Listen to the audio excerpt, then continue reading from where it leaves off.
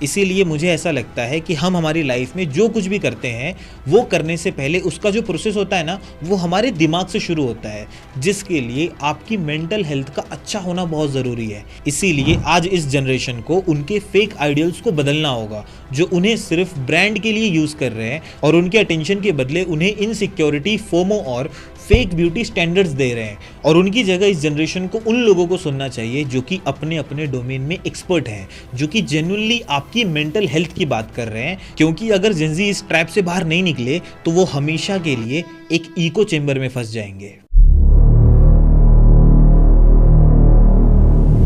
जिसका मतलब होता है एक ऐसा डिजिटल फेस जिसमें वो सिर्फ उन्हीं ओपिनियंस को और उन्हीं आवाज़ों को सुनेंगे जो कि उनके खुद के विचारों से मैच होता हो, जिसकी वजह से वो कभी भी सिक्के के उस दूसरे पहलू को नहीं देख पाएंगे और उनका बिलीफ सिस्टम उन्हें एक ही तरह के रिपीटेटेड इन्फॉर्मेशन को बार बार सच मानने पे मजबूर करता रहेगा। तो ये बिल्कुल ऐसा है जैसे कि मान लीजिए किसी ने आपको एक बिल्डिंग के सबसे नीचे वाले बेसमेंट में हमेशा के लिए बंद करके रख दिया है, जिसकी वजह से अगर आप कुछ बोलते भी हो तो इको की वजह से आपको आप ही की आवाज़ रिटर्न सुनाई देगी, जिसकी वजह से आप कभी भी नए आइडियाज़ और नए पर्सपेक्टिव को एक्सप्लोर कर ही नहीं पाओगे। इसीलिए एक बार सोच के देखो कि क्या आप कभी भी एक ऐसे बेसमेंट में कैद होकर रहना चाहते हो जहां एक ही तरह की आइडियोलॉजी और ओपिनियंस के साथ आप इन्फ्लुएंस होते रहो, और वो भी जिंदगी भर के लिए। तो अगर मैं मेरी ही बात करूं तो मैं तो कभी नहीं रहना चाहूँगा। मुझे उस बेसमेंट से निकल के बाहर की दुनिया को समझना होगा,